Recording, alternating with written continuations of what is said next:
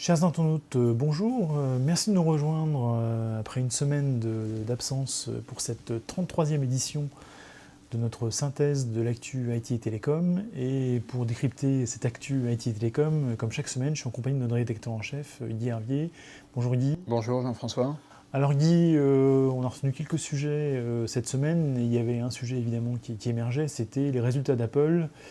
Alors Apple, c'est peut-être pas fini, mais en tout cas, c'est baisse à tous les étages, si on peut dire. Absolument. Donc bon, on en a déjà parlé à plusieurs reprises et on savait que ça allait arriver, pas un jour ou l'autre, mais un trimestre ou l'autre. Et effectivement, c'est arrivé ce trimestre dernier. Donc beaucoup de chiffres, mais on va essayer de trier et de donner les plus importants. Le chiffre d'affaires est en baisse, donc on compare au trimestre équivalent de 2015, parce qu'on sait que les ventes d'Apple, enfin les ventes de produits Apple sont très liées, sont très cycliques. Il y a des saisonnalités. Il y a des saisonnalités très fortes.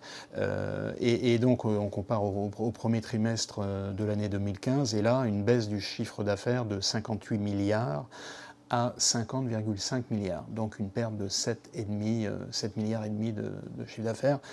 Ce qui est considérable, à peu près 13%, en un trimestre, c'est énorme.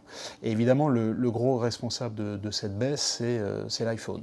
On l'avait dit, l'iPhone...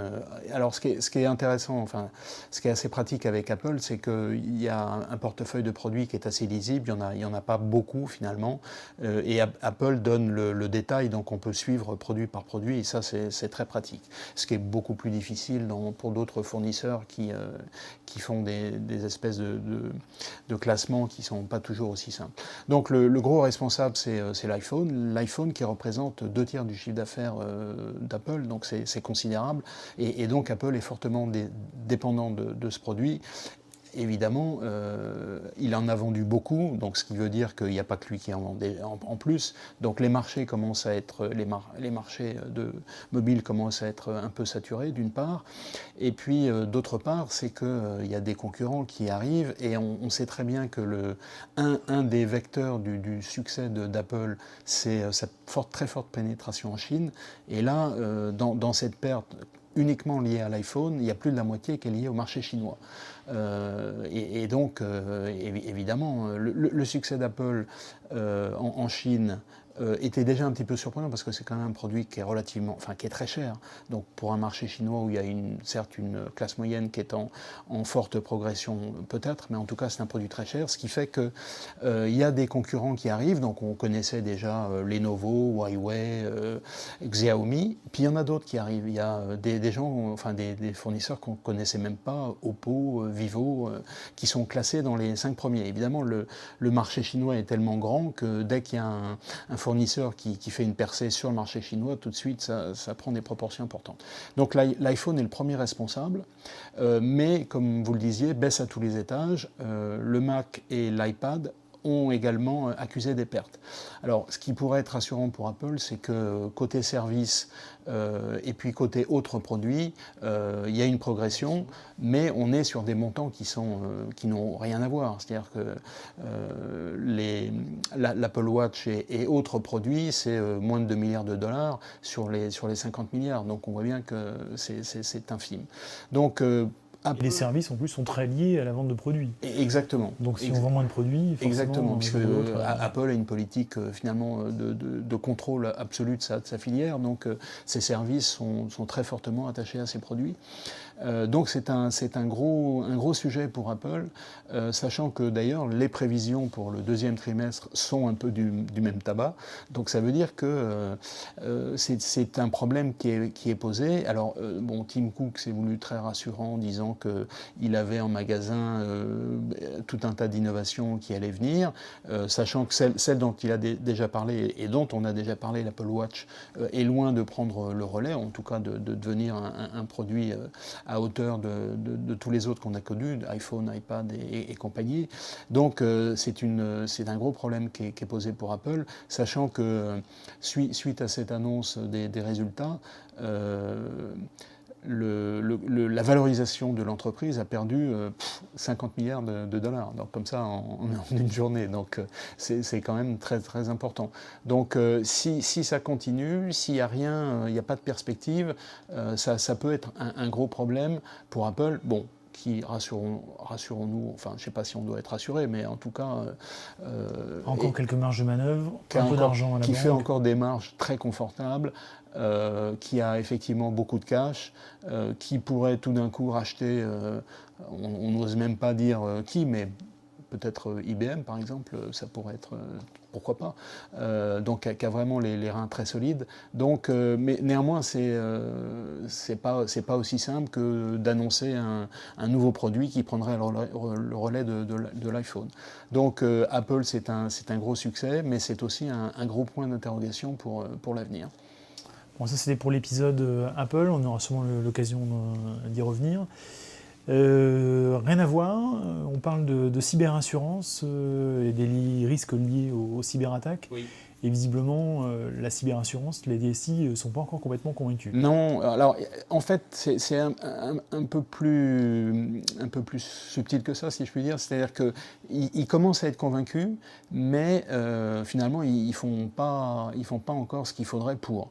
Alors, rappelons un cas d'école qui avait frappé les esprits. Donc, on se souvient de la perte de données avec Sony, donc sur le réseau des PlayStation. Là, c'était quand même plus de 100 millions d'utilisateurs, donc des données qui avaient été piratées.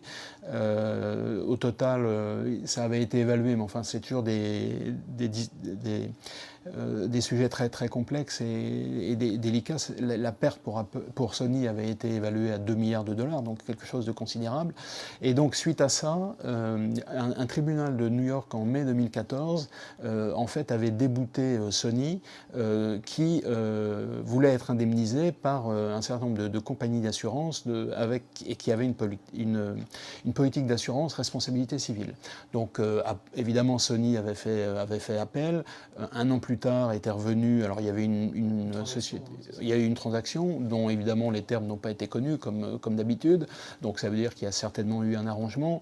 Mais toujours est-il que ce cas d'école montre bien que les assurances responsabilité civile standards ne fonctionnent pas, ne sont absolument pas adaptées aux risques qui sont encourus dans le cadre de la cybersécurité. Bon, c'est relativement simple et compréhensible, et ça a été confirmé par une enquête qui vient d'être publiée par NTT Com Security, donc qui montre effectivement que si les entreprises, donc via les DSI, qui sont quand même qui viennent au premier rang pour mobiliser l'entreprise pour ça, ils commencent à être convaincus pour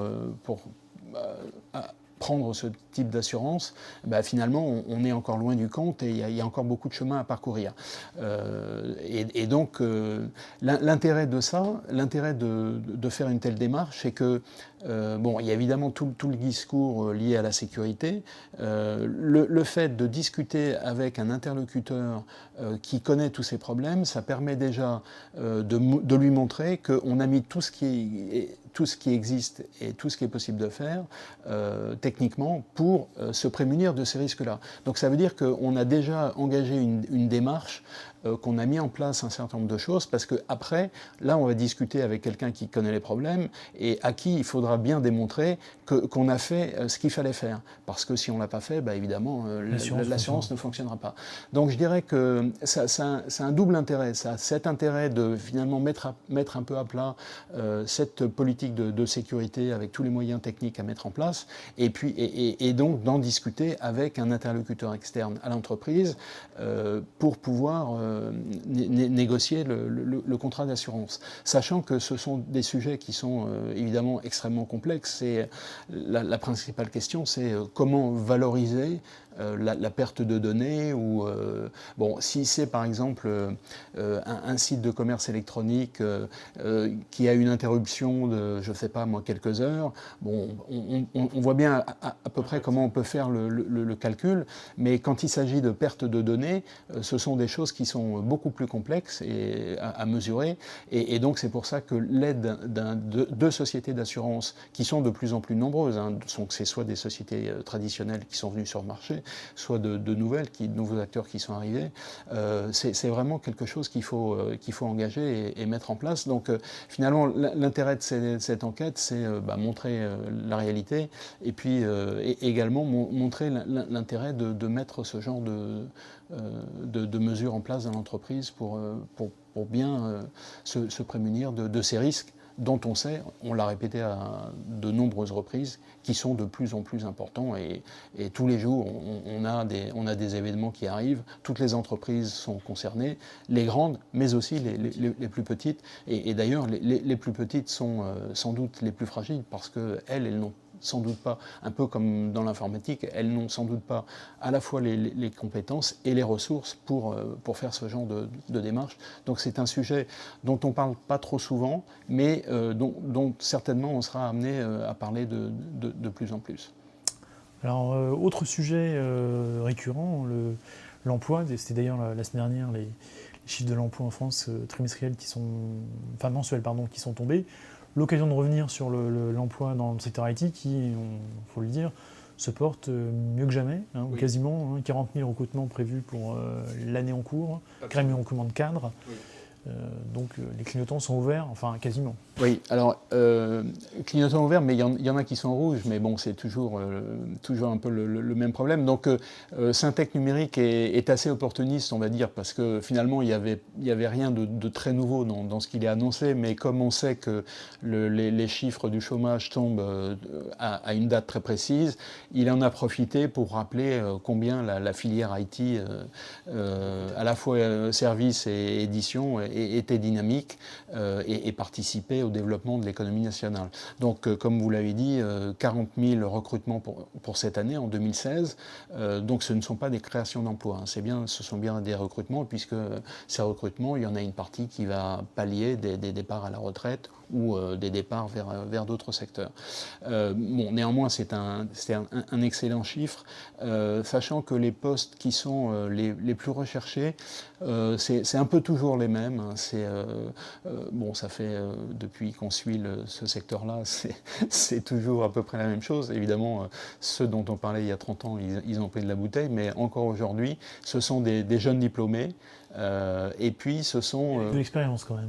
Voilà, des jeunes diplômés, donc fraîchement sortis de l'école, ou des jeunes diplômés qui ont entre 1 an ou 5 ans d'expérience. Donc qui en gros ont fait les stages qui sont aujourd'hui quasi obligatoires, 1 voire 2, et puis qui ont eu un premier emploi ferme et une expérience. Sachant que contrairement à ce qui vaut dans l'économie en général, dans ce secteur de l'IT, donc édition et services, le président du Syntec n'hésite pas à le rappeler assez régulièrement, c'est une très grande majorité de CDI. Donc c'est vraiment un très bon chiffre. Alors évidemment, le revers de cette médaille, c'est que comme il y a une demande de postes qui est très très forte, il n'y a pas toujours les ressources qui sont en face. Et donc le site JobIntry, qui publie lui aussi des statistiques régulièrement, indique que l'informatique est le secteur dans lequel il y a le plus de difficultés à recruter. D'abord parce que la demande est très forte, et puis parce que ce sont quand même des postes qui sont on va dire à valeur ajoutée, en tout cas à contenu assez fort. Donc c'est des diplômés, des gens qui ont un contenu technique assez fort. Et donc c'est le secteur où le recrutement est le plus difficile, avec l'automobile et la santé. On sait que l'automobile, depuis quelques mois, connaît un regain, donc ça se traduit par des difficultés d'embauche. Et puis le secteur de la santé, on le sait, c'est un secteur avec des populations qui vieillissent, la santé, toutes les technologies liées à la santé qui progressent, ce sont des secteurs qui sont très, très demandeurs. Donc, on va rester quand même sur ce bon indicateur. C'est une filière qui se porte bien et qui crée des emplois dans des proportions tout à fait significatives. Alors, ça, c'était pour la semaine passée. Pour la semaine en cours, on a retenu un événement FinTech, la tech et la finance, avec rien de moins que le gouverneur de la Banque de France et Emmanuel Macron pour conclure les échanges. Et tout ça, ça se déroule au pavillon Gabriel mardi 3 mai, je crois. Absolument. Donc l'ennemi n'est pas la finance, hein, comme nous l'avait dit notre cher président. Alors effectivement, la FinTech, c'est... bon, maintenant tout est tech, quelque chose tech, X-Tech, il y a les Green Tech, tout ce qu'on peut connaître. Donc la FinTech, c'est les technologies liées à la finance. Et on sait que les banques, finalement, sont des sociétés d'informatique depuis très longtemps, hein, quasiment. Le système de production d'une banque, c'est son informatique. Mais ce qui est assez nouveau, c'est qu'il y a tout un tas d'acteurs qui arrivent, qui ubérisent, comme on dit, le secteur de la finance. Donc c'est ce secteur qui est représenté par la FinTech. Et donc cette journée sera intéressante, et donc par son sujet, par les différents thèmes qu'elle va aborder, et puis par les personnalités qui vont venir. Donc vous avez cité le gouverneur de la Banque de France, Emmanuel Macron. Il y a d'autres sur des thèmes un peu généraux. Luc Ferry sera là. Il y a par exemple un atelier sur est-ce qu'on peut avoir une société sans banque, et là il y a le patron de Google France et le patron de Facebook France. Donc il y a seulement 4 ans ou 5 ans, ça aurait paru complètement irréaliste. Il y a aussi un autre thème qui est est-ce qu'on peut vivre dans une société sans monnaie. Donc ça veut dire en gros tous les échanges vont être dématérialisés, et effectivement il y a une pression qui est très forte dans ce sens-là, sachant. Enfin, pourquoi ? Parce que déjà les moyens techniques sont là et permettent de le faire, mais surtout que ça permet de tracer tous les échanges. Et donc là, de ce point de vue-là, les échanges de liquide qui existent encore, seraient supprimés. Donc c'est une journée intéressante. Évidemment, on va parler de problèmes dont on commence à parler beaucoup, tout ce qui est le phénomène de blockchain, hein, c'est clair. Et qui deviennent aujourd'hui des phénomènes... Il y a seulement 2-3 ans, c'était un peu exotique. Là, maintenant, on commence à rentrer dans le dur. Et on a vu, par exemple, des endroits dans le monde. On a parlé récemment du Venezuela, par exemple, où il y a un taux d'inflation qui est très élevé. On revient un peu à l'Allemagne au moment où il fallait amener des tombereaux de billets. Eh bien, ça veut dire que des systèmes comme le blockchain peuvent être des moyens de pallier ce genre de choses. Donc, une journée intéressante qu'on suivra avec attention. Et pour conclure, un petit coup de gueule, et on reparle d'EDF et de son fameux compteur dit intelligent, le Linky, qui fait débat. Alors, il y a 2 types de débats. Il y a un débat sur est-ce que ça va le côté mouchard du compteur intelligent. Mais un autre débat peut-être plus technique qui nous concerne nous plus sur Informatique News, c'est le débat sur les normes techniques pour accéder aux données liées à ce fameux compteur Linky. Alors à l'époque où on parle beaucoup d'API ouverts, d'open data, finalement, quand on est dans le dur, on trouve des vieux réflexes, si on croit, ce qui arrive autour de ce fameux compteur. Il ne vous a pas échappé que EDF était encore un monopole, donc avait gardé peut-être des vieux réflexes. Alors, pour être plus honnête, c'est EDF et un groupe d'industriels autour de cette opération Linky. Donc Linky, on sait, ce sont des compteurs intelligents, donc en fait des compteurs qui permettent de faire des télé-relève d'informations. Donc de mémoire, je crois que c'était une dizaine de millions de compteurs qui allaient être installés assez rapidement, et donc qui permettaient du côté du fournisseur d'électricité de faire des relèves automatiques et donc de faire des économies, et puis qui aurait pu servir aussi aux usagers dans le sens où l'intégration de ce terminal avec les équipements du domicile, donc ce qu'on appelle depuis très longtemps la domotique, aurait été quelque chose de très intéressant et pour faire de l'optimisation. Et il se trouve malheureusement que le choix du protocole qui a été fait pour ce